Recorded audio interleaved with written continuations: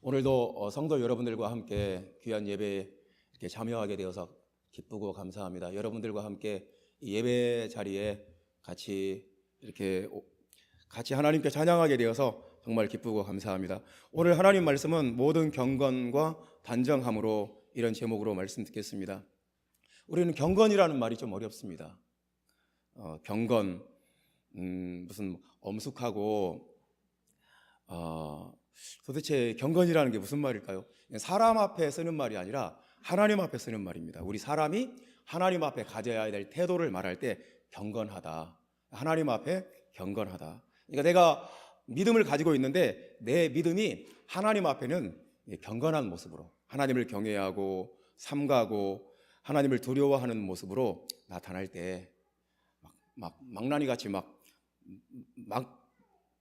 막무가내로 행동하지 않고 두렵고 떨림과 이렇게 예의를 갖춤으로 행동할 때 그걸 경건하다, 경건이라고 하고요. 그다음에 단정함으로, 단정함은 이제 내 믿음이 사람들 앞에 나타날 때 단정한 것입니다. 단정하다. 이것은 영어로는 dignity입니다. dignity, 위엄. 품위라고 해석하면 제일 쉬울 것 같아요. 품위, 단정함, 품위 있는 거. 사람들 앞에 우리가 믿음이 있으면, 내가 복음을 믿으면 하나님 앞에는 경건하게 되고 사람들 앞에는 품위 있는 사람이 된다는 것입니다. 품위 있는 사람.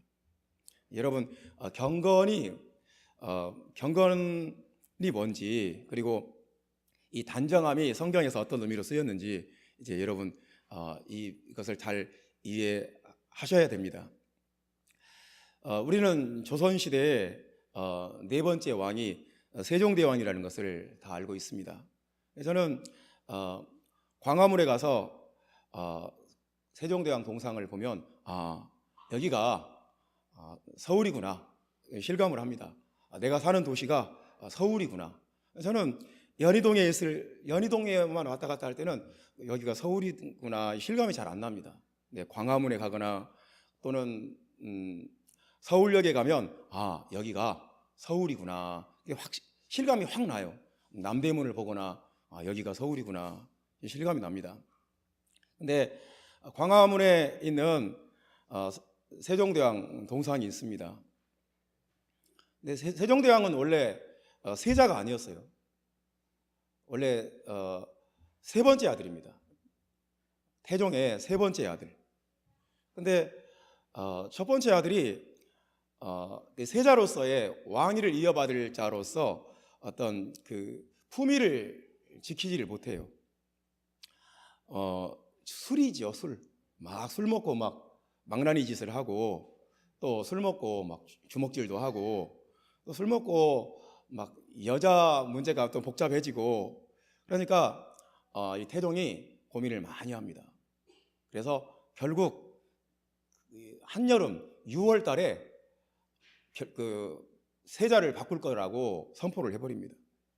그리고 2달도 안 돼서 세 번째 아들 이 충녕대군에게 세자 자리로 바꿔버립니다.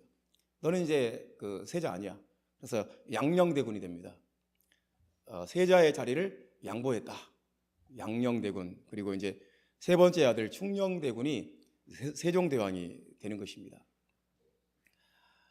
정말 양녕대군이 이렇게 물러나고 셋째 아들인 이 세종대왕이 왕이 되었다는 것이 우리 민족에게는 큰 축복이 아닐까요? 만약 양녕대군이 그대로 계속 술 먹고 여자 좋아하고 주먹질하는 이 품위 없는 사람이 그대로 왕이 되었다. 그러면 한글 창제하는데 이 나라의 문화와 이 국방과 경제를 발전시키는데 힘을 썼겠습니까? 이제 그래서 참 우리 민족에게 축복이었다, 그런 생각이 듭니다. 어쨌거나 한 나라의 왕이 되기 위해서는 그 왕으로서 갖춰야 될 어떤 그 품위가 정말 중요한 것입니다. 품위 없으면 안 돼요. 그 스타일이 참 중요한 거예요. 품위는 굉장히 중요한 것입니다. 성도 여러분, 그렇지 않습니까? 그래서 그 조선시대 왕 중에 품위를 지키지 못해서 왕이 되었다가도 이렇게 잘려 나가요. 연산군이 그렇습니다. 연산군은 왕이 되었지만 이게 뭐 너무나 왕으로서의 품위를 지키지 않으니까 술 먹고 주먹질하고 뭐 기생들 뭐 그냥 그러니까 다시 이 왕에서 다시 그냥 연산군으로 그냥 강등돼 버린 것입니다. 품위는 참 중요합니다. 또 한 사람 우리가 알고 있습니다. 사도세자. 사도세자도 왕의 자리를 이어받아야 되지만 너무 품위를 지키지 않으니까 이 왕세자로서의 그 품위를 지키지 않으니까 결국은 비극적인 최후를 맞이하고 맙니다. 그러니까 우리가 역사 속에서 이런 걸 보면 참 품위 있고 이게 참 중요하구나. 품위가 없으면 그 자리에 세울 수가 없구나. 그런 교훈을 우리가 받게 됩니다. 오늘 하나님 말씀에서도 그런 것들을 우리에게 강조하시는 거예요. 우리가 2절 말씀 보면 우리가 모든 경건과 단정함으로 고요하고 평안한 생활을 하려 함이라. 우리 하나님 앞에서 믿음 가진 사람으로서 하나님 앞에서 품위를 지키고 사람들 앞에서 품위를 지키는 것, 단정함입니다. 경건과 단정, 그리고 고요하고 평안한 생활, 고요하고 안정된 평안한 생활이라는 말은 일정한, 안정된, 한결같은, 똑같은 그 사람이 어떤 그 말이나 행동이 일관성이 있는 것입니다. 일정한 거예요. 이런 생활을 하는 것이 하나님 앞에 참 중요하다는 것입니다. 3절 말씀 보면 거기에 대해서 다시 한번 강조를 했어요. 이것이 우리 구주 하나님 앞에 선하고 받으실 만한 것이니. 우리가 예수 그리스도의 복음을 믿으면 하나님과 사람 앞에서 아주 경건하고 단정하고 품위를 지키고 이렇게 사는 것이 하나님 앞에 참 중요하다는 것입니다. 그냥 막 뜨겁게 믿고 불같이 열심을 내고 하나님 앞에 충성을 하고 이게 다 중요한데 그뿐만 아니라 아주 사람이 하나님과 사람 앞에 경건하고 단정한 것, 품위 있는 모습으로 사는 것, 이거 하나님 앞에 선하고 받으실 만한 것이고 하나님이 아주 원하시는 일이라는 것입니다. 할렐루야. 오늘 성경에서 하나님이 무엇을 원하시는지, 하나님이 무엇을 우리에게 바라시는지 아시겠습니까? 여러분 아멘입니까? 우리 하나님의 백성들은 왕세자처럼 품위가 있어야 한다는 거예요. 그냥 막 살면 안 된다는 거예요. 그래서 이제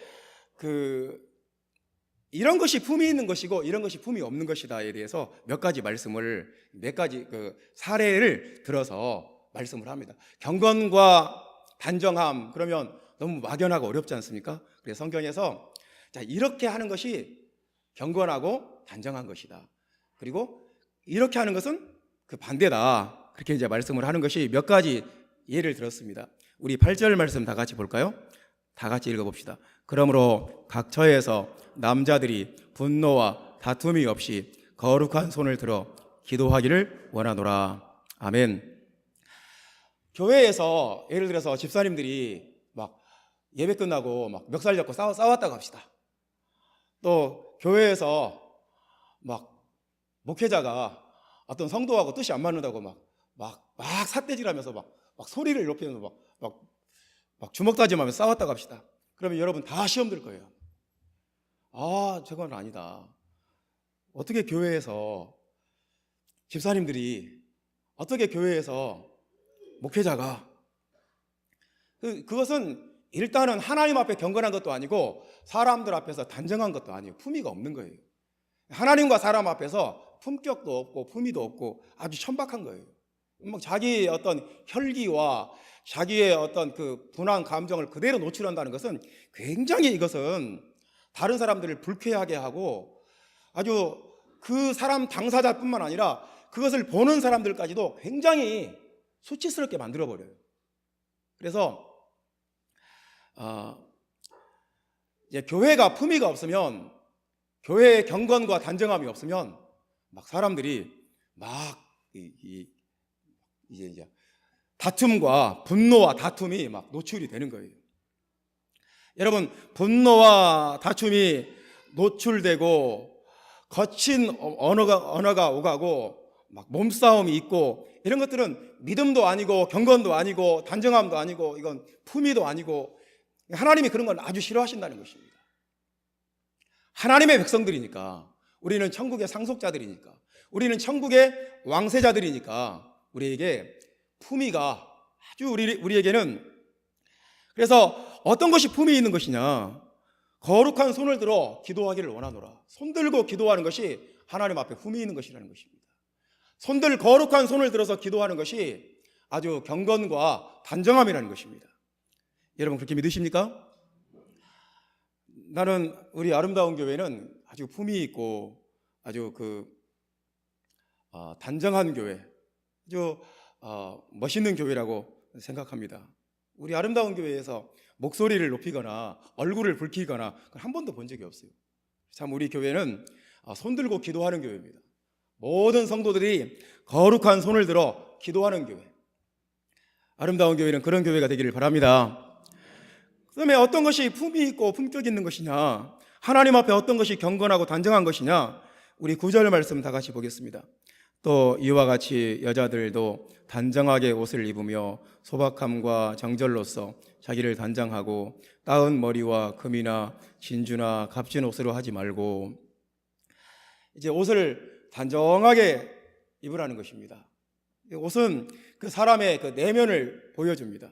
그 사람이 어떤 허세와 허영으로 가득 찬 사람인지, 아니면 그 사람이 염치와 정절을 아는 사람인지, 그 옷은 그 사람의 교양과 그 사람의 품위와 그 사람의 마음과 하나님을 향한 경건과 사람을 향한 그 품위와 그런 것들이 다 나타나요.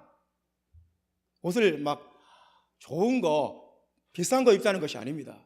아주 어떤 옷을 입더라도 옷을 통해서 그 사람의 내면과 그 사람의 그 교양과 그 품격이 다 나타납니다.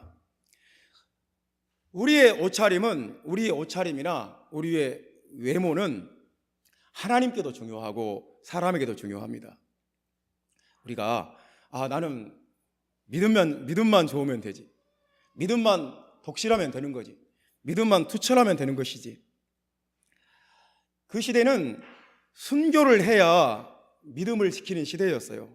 순교의 각오가 있어야 되는 그런 시대였는데도 사도 바울은 단정하게 옷을 입으며 하나님과 사람 앞에서 품위를 지키는 것이 중요하다고 말씀하고 있습니다. 성도 여러분, 하나님이 우리에게 무엇을 말씀하시는지 알겠습니까? 우리가 막 믿음만 좋으면 되는 것이 아니라는 거예요.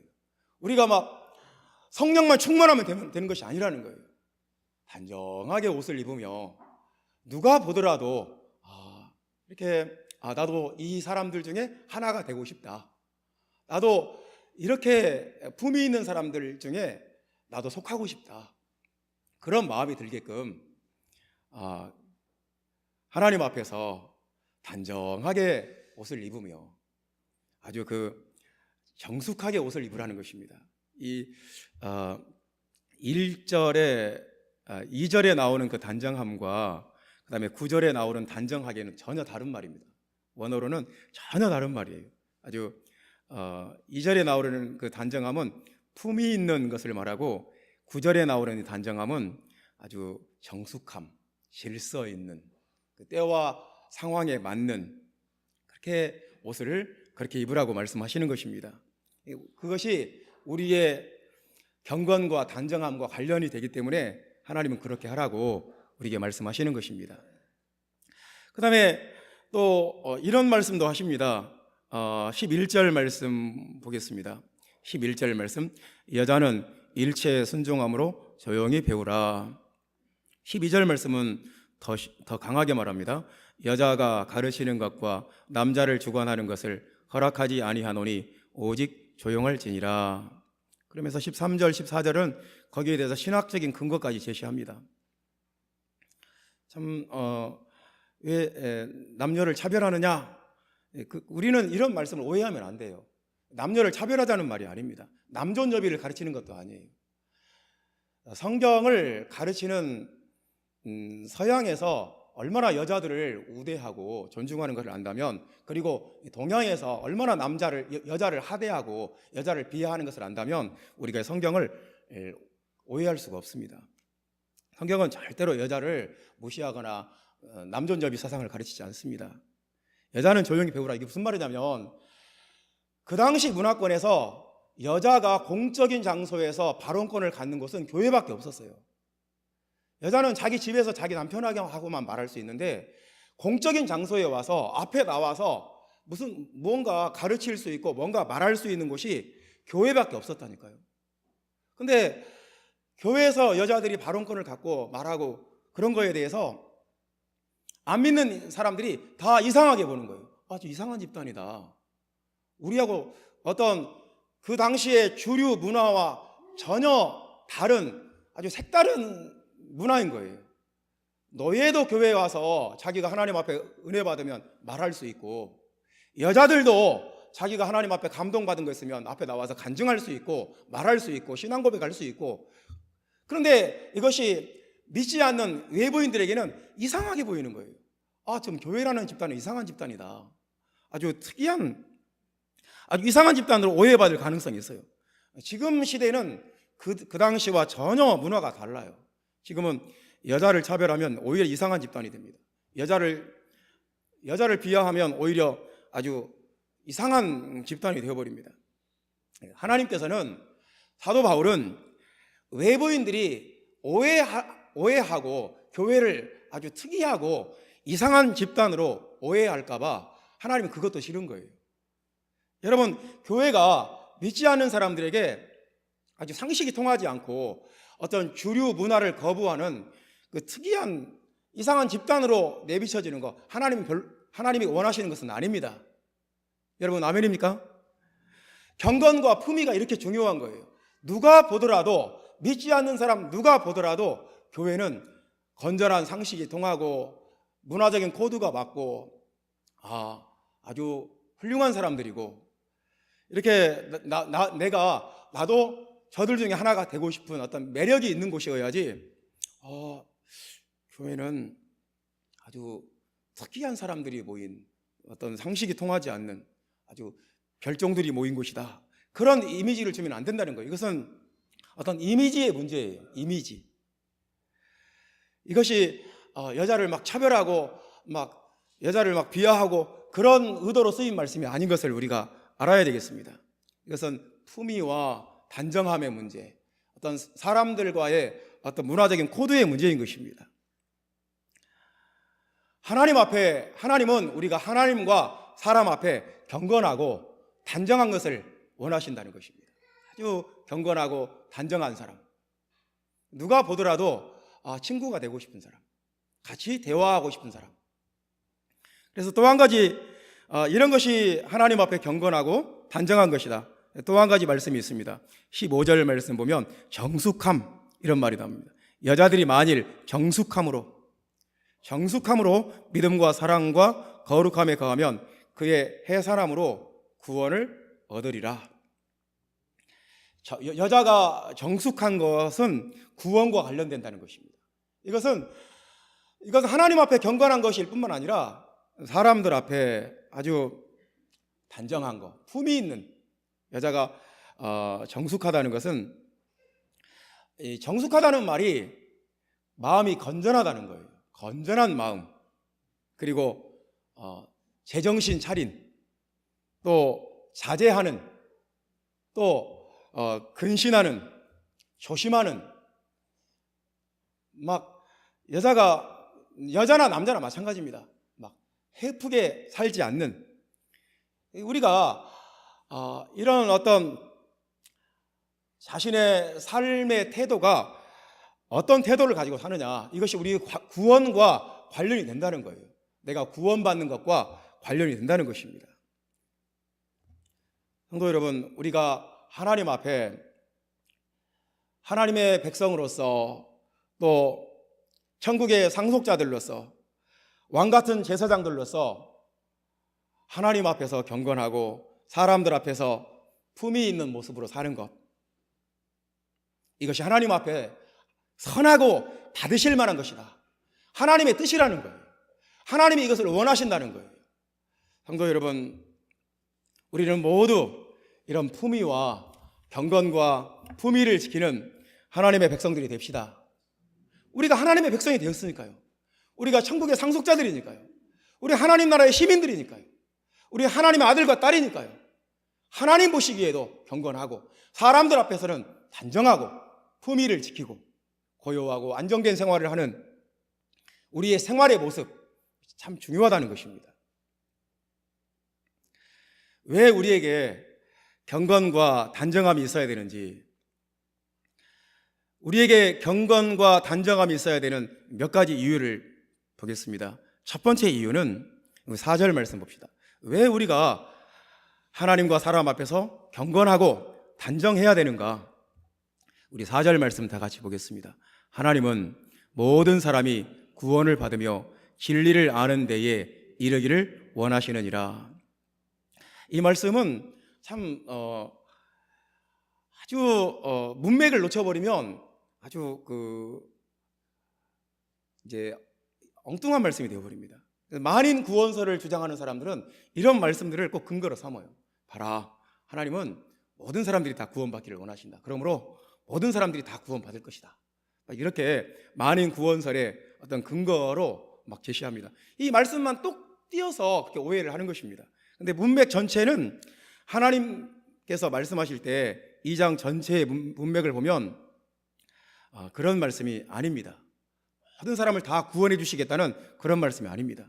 이겁니다. 하나님은 모든 사람들이 다 구원받기를 원하신다는 것입니다.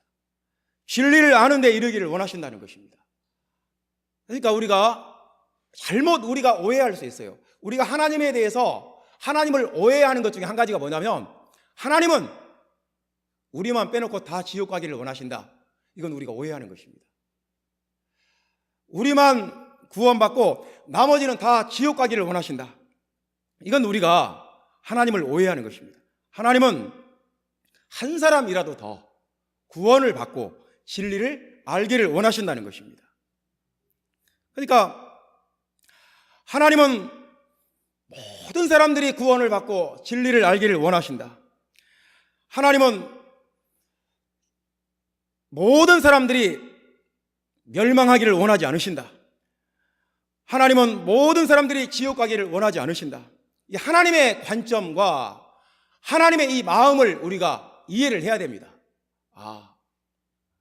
우리가 사람들을 볼 때 제 지옥 갈 인간들, 이런 관점으로 보면 안 된다는 것입니다. 하나님 보시기에는 그 사람도 말씀 듣고, 그 사람도 회개하고, 그 사람도 물과 성령으로 거듭나서 구원받기를 원하는 사람인 거예요. 지옥 갈 영혼, 지옥 가서 불타버려야 될 그런 어떤 증오심이나 어떤 정죄하는 마음이나 어떤 적개심을 가지고 세상 사람들을 바라봐서는 안 된다는 것입니다. 주님의 마음, 이렇게 우리가 저 지옥 갈 인간들, 그런 관점을 가지면 그런 관점 자체가 아주 냉소적이고 품위가 없어요. 굉장히 어떤 적개심과 어떤 분노와 증오가 서려 있어요. 그런 마음 자체가 하나님 앞에 옳지 않다는 것입니다. 본문에 모든 사람을 위하여라는 구절이 3번이나 나옵니다. 모든 사람을 위하여. 우리 1절 말씀 보면 모든 사람을 위하여 기도와 간구와 기도와 도고와 감사를 하되, 2절 말씀에도 모든 사람을 위하여 하라.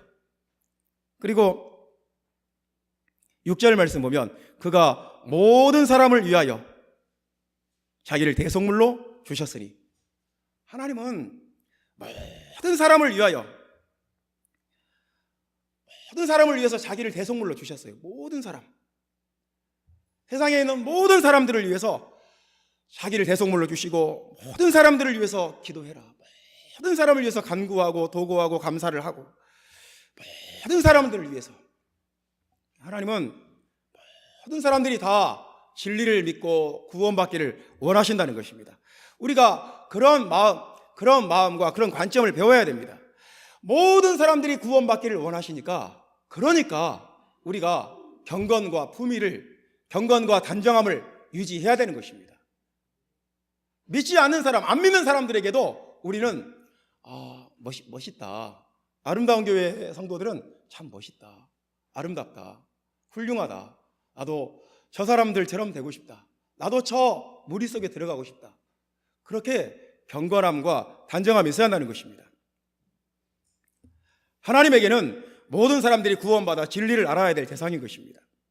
교회는 모든 사람들이 찾아와서 구원받을 수 있는 곳이어야 돼요. 아주 교회가 이상하고 특이한 사람들이 모인 집단이라는 그런 이미지를 갖게 해서는 안 된다는 것입니다. 그렇게 사람들에게 이상한 이미지를 주지 않기 위해서는 우리에게 경건함과 품위와 단정함, 정숙함이라는 말은 건전한 상식이 통한다는 것입니다. 말이 통하는 곳이어야 돼요. 할렐루야. 하나님은 모든 사람들이 구원받기를 원하시기 때문에 우리에게 경건과 단정함이 필요하다는 것을, 있어야 한다는 것을 여러분 아시기를 바랍니다. 우리에게 경건과 이 품위가 있어야 되는 두 번째 이유는 하나님이 한 분이시기 때문입니다. 하나님은 한 분이시기 때문이다. 우리 5절 말씀 다 같이 봅시다. 하나님은 한 분이시요 또 하나님과 사람 사이에 중보자도 한 분이시니 곧 사람이신 그리스도 예수라. 하나님은 한 분이시다. 이 말씀은 5절 말씀은 굉장히 중요한 말씀입니다. 하나님은 모든 사람과 모든 민족과 모든 나라와 전 세계와 우주 전체의 유일하신 하나님이라는 것입니다. 하나님은 전 세계의 하나님이에요. 하나님은 모든 민족의 하나님이에요. 하나님은 우주 전체의 하나님이에요. 하나님은 유일하신 하나님이에요. 홀로 한 분이시고 그분 홀로 세계 우주 이 지구와 모든 민족과 모든 나라를 하나님이 다 다스리시고 하나님이 창조하시고 하나님이 주관하신다는 거예요. 그리고 중보자도 한 분이시다. 곧 사람이신 그리스도 예수다. 이 말씀은 굉장히 중요한 말씀입니다. 왜 중요하냐면 하나님께서 인간의 역사 속으로 들어오셨다는 말입니다. 인간의 문화 속으로, 인간의 언어 속으로, 인간의 경제와 인간의 예술과 인간의 정치 체제 속으로 들어오셨다는 것입니다. 하나님께서 인간의 이 세상 속으로, 인간의 세계 속으로 들어오셨다는 거예요. 사람이신 그리스도 예수라. 유일하신 한 분 하나님이 세상의 이 지구상의 이 역사 속으로 인간의 문화와 경제와 예술과 정치와 이 세계 속으로 들어오셨다는 거예요. 우리는 세상을 이렇게 볼 수도 있습니다. 이 세상은 불타 없어질 세상이고 타락한 세상이고 하나님 앞에 심판받아 멸망할 세상이고, 우리는 그런 관점이 성경적으로 틀린 것 같지는 않아요. 세상은 불타 없어질 세상이고 멸망할 세상이고 타락했고 하나님 앞에 심판받아 아주 다 없어져 버려야 마땅한 세상이고, 우리는 그렇게 설교할 수도 있고 가르칠 수도 있고 또 성경적인 근거를 댈 수도 있습니다. 그런데 우리가 오늘 성경에 이 하나님이 인간의 역사 속으로 들어오신 그리스도 예수, 사람이신 그리스도 예수, 사람이 되신 그리스도 예수, 무슨 말씀이냐면 주님은 이 타락하고 이 병들고 이 심판받아야 마땅할 세상에 대해서 주님은 부정하지 않으셨어요. 그 속으로 들어오셨어요. 그것을 인정하시고 그 세상 속으로 들어오셔서 그 속에서 하나님 나라를 회복하기를 원하셨다는 거예요. 여러분, 우리 오늘 말씀에 이 어떤 문맥과 이 요점을 잘 파악해야 됩니다. 목사님이 세상에 대해서 굉장히 긍정적인 발언을 하네. 그런 의미가 아니에요. 우리가 이 세상과 문화 전체를 사탄의 소굴로 보고 사탄의 제국으로 보고 막 정죄하고, 우리는 특별하게 구원받았다고 막 어떤 그 우월감을 갖고, 이것은 경건함도 아니고 이건 품위 있는 것도 아니라는 것입니다. 만약에 이 세상 전체가 사탄이 지배하고 이 경제와 문화와 정치와 예술을 다 사탄이 지배하고 있고, 세상 문화는 사탄의 제국이고, 그렇다면 우리에게 경건도 필요 없고 품위도 필요 없어요. 가능하면 세상으로부터 멀리 떠나 있으면 돼요. 할 수만 있으면 세상을 정죄해버리고 세상으로부터 멀리 떠나서 그냥 세상 문화에 우리가 오염될까봐 직장도 다니면 안 돼요. 음악도 들으면 안 되고, 어떤 세상 문화에 전혀 관심 가지면 안 되고, 핸드폰도 들고 다니면 안 되고, 그냥 우리들끼리 모여서 그냥 집단 생활을 해야 돼요. 세상을 우리가 그냥 완전히 부정해버린다면 그 세상 속으로 하나님이 인간의 육체를 입고 사람으로 오셨다는 거예요. 그 세상 속으로, 그 문화 속으로, 그 경제 속으로, 그 정치 체제 속으로.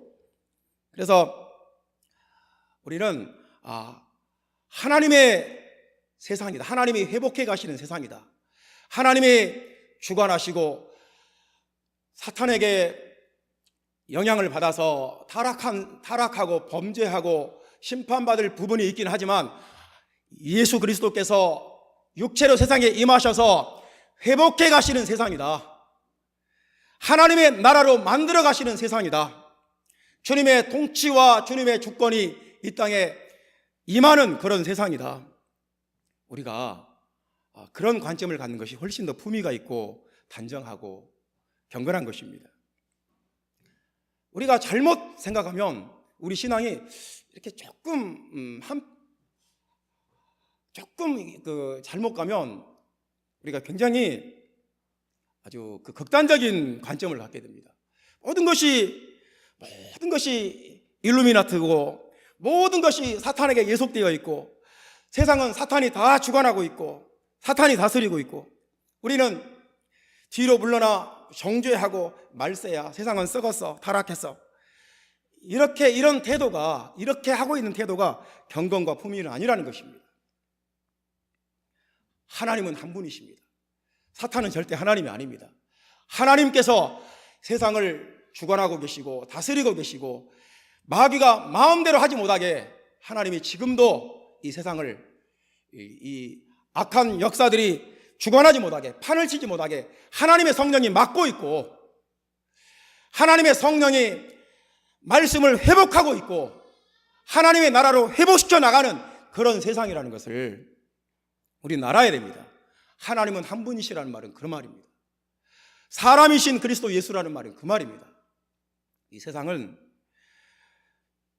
하나님께서, 유일하신 하나님이 다스리시고 통치하시고 회복하실 유일하신 왕이, 유일하신 하나님이, 사람이신 그리스도 예수가 유일하신 왕으로, 유일하신 하나님으로 세상을 주관하시고 계시고 다스리고 계신다는 것입니다. 한 분 하나님이. 우리는 그 하나님과 함께, 그 유일하신 하나님과 함께 이 세상을 하나님의 나라로 회복시키고 하나님의 나라로 변화시키고 하나님의 나라로 회복시키는 데 참여하고 동참할 자들입니다. 그러므로 우리에게는 경건과 품위가 우리에게 필요한 것입니다. 하나님 앞에서 경건과 품위가 여러분 안에 있기를 예수님의 이름으로 축원합니다. 여러분이 정말 복음을 믿는다면 우리에게 경건함이 있어야 되고, 우리가 정말 복음을 사랑한다면 우리에게는 품위가 있어야 됩니다. 세 번째로, 우리가 왜 우리에게 경건과 품위가 필요한 세 번째 이유는 7절 말씀 다 같이 보겠습니다. 이를 위하여 내가 전파하는 자와 사도로 세움을 입은 것은 참말이요 거짓말이 아니니 믿음과 진리 안에서 내가 이방인의 스승이 되었노라. 내가 이방인의 스승이 되었노라. 그 말씀합니다. 이방인의 스승이 되었다. 우리는 자기들만의 어떤 세계에 빠진 이상하고 아주 특이한 집단이 아닙니다. 우리는 건전한 상식과 품위가 있는, 그러면서 이 세상을 바른 길로 이끌어가는 스승의 역할을 감당하는 사람들입니다. 우리는 스승이에요. 우리는 인류의 스승이고 우리는 모든 믿지 않는, 하나님을 모르는 사람들에게 우리는 스승이에요. 스승의 역할을 우리가 맡았어요.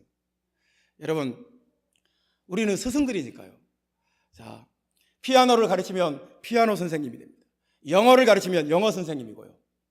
춤을 가르치면 춤 선생님이 됩니다. 수학을 가르치면 수학 선생님이 됩니다. 운동을 가르치면, 축구를 가르치면 축구 선생님이 되는 거예요. 무엇인가를 가르친다는 것은 무엇인가를, 피아노를 전혀 못 치던 사람이 피아노 선생을 만나면 피아노를 치게 돼요. 드럼을 전혀 못 치던 사람이 드럼 선생님을 만나면 몇 개월만 하면 드럼을 치게 돼요. 영어를 전혀 모르던 사람이 영어 선생을 만나면 영어를 하게 돼요. 수학을 전혀 못하던 사람이 수학 선생을 만나면 수학을 하게 돼요. 그래서 그 사람을 더 업그레이드 시키는 거예요. 단계를 높여주고 더 훌륭하게 만들어주고, 스승이 있어서, 선생들이 있어서 세상이 좋아지는 겁니다. 세상에 아무도 선생이 없고 아무도 스승이 없고 아무도 가르치는 사람이 없고, 그러면 세상은 뭐가 되겠습니까? 무언가를 가르치는 사람들이 있기 때문에 사람들이 좀 더 나아지고 조금 더 좋아지고 한 단계 올라가고 성숙하고 장성하고, 만약에 스승이 잘못되면 세상이 희망이 없습니다. 스승이 뭘 가르칠 줄 모른다, 그럼 문제가 있는 것입니다. 이 세상에 희망이 없어요. 세상은 아무 희망도 없습니다. 제가 군산 살 때 우리 아이들이, 우리 하은이, 우리 다혜, 초등학생들이었습니다. 수학을 가르치기 위해서 학습지 선생님을 이렇게 불렀어요. 학습지 선생님이 와서 수학을 가르치는 겁니다. 아주 여자 선생님이 잘 가르쳤어요. 수학을 너무너무 잘 가르치는 거예요. 애들이 막 성적이 막 아주 좋아집니다.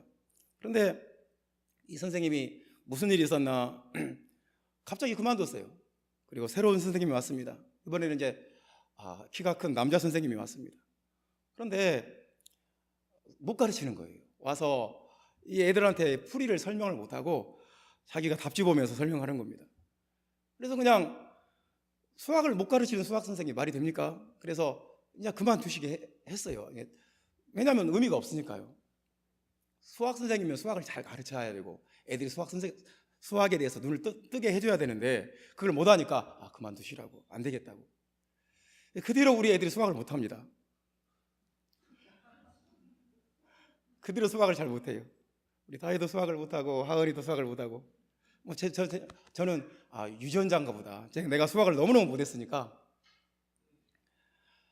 선생이 잘못 가르친다, 선생이 실력이 없다, 그러면 엄청난 그 피해는 말로도 할 수가 없어요.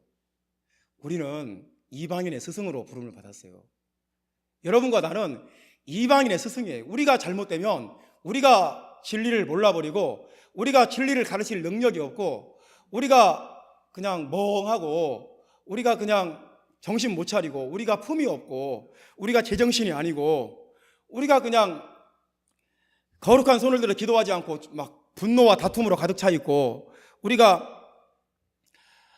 어떤 세상에 대해서 스승으로서 역할을 감당치 못하면 세상은 희망이 없어요. 우리가 잘 돼야 돼요. 우리가 품위가 있고 우리가 경건하고 우리가 성령 충만하고 우리가 말씀 충만해서 세상을 이끌고 세상을 가르칠 만한 그런 담대함과 능력이 있어야 돼요. 우리는 스승이니까요. 인류의 스승이니까요. 이방인의 스승이니까요. 우리가 잘못되면 세상이 잘못된다니까요. 우리가 기도하고 우리가 깨어있고 우리가 말씀 충만해야 세상을 가르칠 수 있고 세상을 이끌어갈 수 있고 그래야 세상이 좋아져요. 피아노를 못 가르치는 피아노 선생 말이 됩니까? 모든 피아노 선생들이 피아노를 못 가르친다. 그러면 누가 피아노를 배우겠습니까?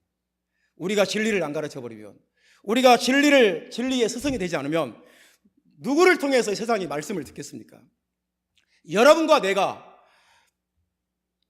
진리에 대해서 깨어있고 거룩한 손을 들어서 기도하고 하나님 앞에 고요하고 안정된 생활을 하고 모범된 생활을 하고 건전한 상식이 통하는 그런 삶을 살아갈 때 우리가 스승이 될 수 있고 우리가 스승의 역할을 감당할 때 이 나라와 이 민족이 복을 받습니다. 사랑하는 성도 여러분, 예수를 믿고 구원을 받는 것은 경건과 단정함이 있는 것입니다. 그렇게 되시기를 예수님의 이름으로 축원합니다. 기도하겠습니다.